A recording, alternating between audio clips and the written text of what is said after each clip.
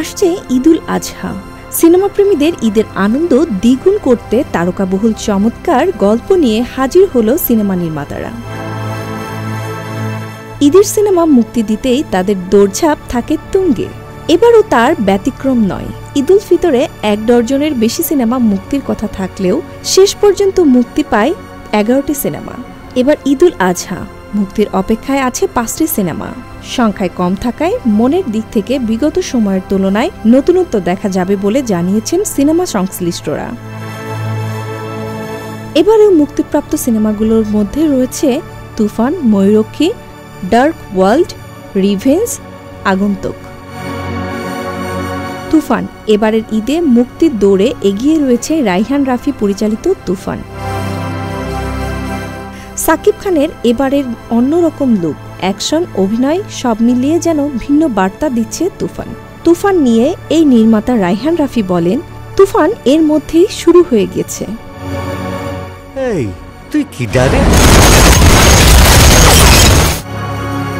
এটি যখন রিলিজ হবে তখন তুফান না সাইক্লোন, সিডোর আরও অনেক কিছু বড় বড় ঝড় নিয়ে আসবে বাংলা সিনেমার জন্য। দেশ বিদেশে তুফান নিয়ে ব্যাপক আলোচনা হচ্ছে। এটি এমন একটি সিনেমা যার মাধ্যমে বাংলা সিনেমাকে বিশ্ব দরবারে নতুন করে চেনা যাবে।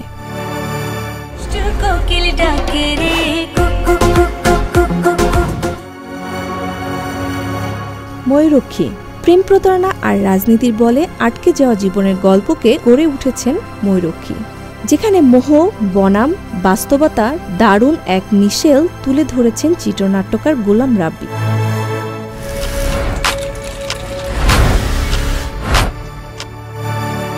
আর সিনেমায় তা ফুটিয়ে তুলেছেন নির্মাতা রশিদ পলাশ।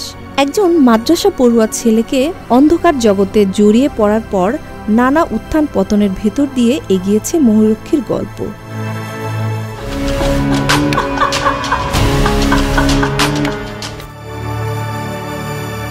ডার্ক ওয়ার্ল্ড ঈদুল আজহায় মুক্তির দৌড়ে সামিল হল মোস্তাফিজুর রহমান মানিকের সিনেমা ডার্ক ওয়ার্ল্ড। তিনি সাধারণত রোমান্টিক ও ড্রামাটিক ভিত্তিক চলচ্চিত্র নির্মাণ করেন, কিন্তু এই প্রথম তার কমফোর্ট জোনের বাইরে গিয়ে নির্মাণ করছেন action thriller cinema dark world.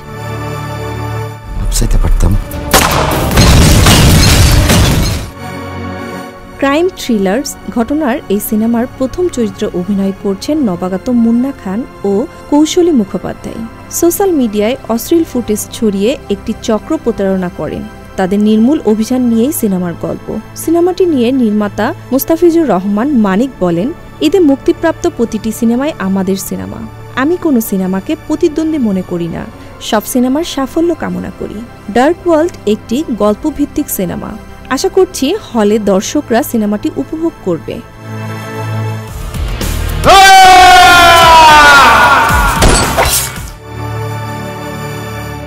Revenge বর্তমানে ঢাকাই সিনেমার ভালো অবস্থানে রয়েছে শবনম বুবলী। বছর জুড়ে নানা কারণে আলোচিত থাকলেও দর্শকের কাছে জনপ্রিয়তা পেয়েছে এই অভিনেত্রীর একাধিক সিনেমা।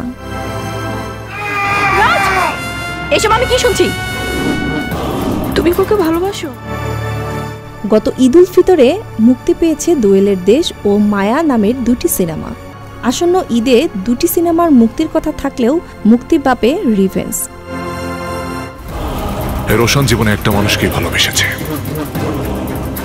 আর সেটা হচ্ছে সোমা। এই ছবিতে বুবলির বিপরীতে রয়েছে জিয়াউল রোশান। রিভেঞ্জ সিনেমার পরিচালক ইকবাল বলেন, আমার কাছে এবারের ঈদের রিভেঞ্জ মুক্তির একটা উপযুক্ত সময় মনে হয়। কে কোন সিনেমা মুক্তি দিল এটা আমাদের দেখার বিষয় না, রিভেঞ্জ চলবে রিভেঞ্জের গতিতে। আশা করি আমার গান ট্রেলার দর্শকের পছন্দ হবে। রিভেঞ্জের মধ্য দিয়েই দর্শক সিনেমায় ফিরবে।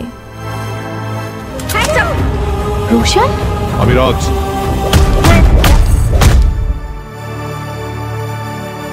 আগন্তুক মুক্তির তালিকায় শেষ পর্যন্ত কোন সিনেমাগুলো থাকছে যখন এই আলোচনা ঠিক সেই মুহূর্তেই আগন্তুক হয়ে ধরা দিল জাহিদ হাসান অভির আগন্তুক। আবারও ইতি নামের মেয়ের মার্ডার, এখনো লাশের পরিচয় পাওয়া না গেলেও। এতে প্রধান চরিত্রে অভিনয় করছেন পূজা চেরি ও শ্যামল মাওলা।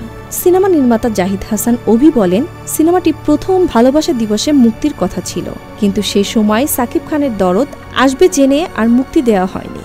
এবার আমাদের আরেক সিনেমা জঙ্গলি মুক্তির কথা ছিল, শেষ করতে না পারায় রেডির কথায় আগন্ত মুক্তি দিয়েছি। আশা করি সিনেমাটি ভালো করবে।